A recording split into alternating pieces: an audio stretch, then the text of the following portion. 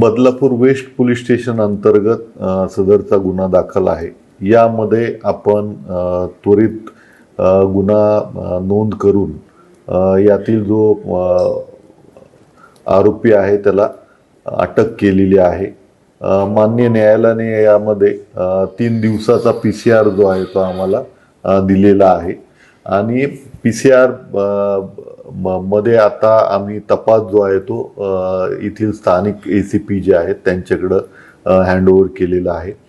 तसेच ह्या जी बस आहे याची तपासणीसाठी उपप्रादेशिक परिवहन अधिकारी यांनाही आम्ही पाचारण केलेलं आहे। यामध्ये असं आवाहन करण्यात येत आहे की संबंधित जी व्हॅन असेल तर त्यामध्ये संबंधित चालकाचं व्हेरिफिकेशन करणं गरजेचं आहे।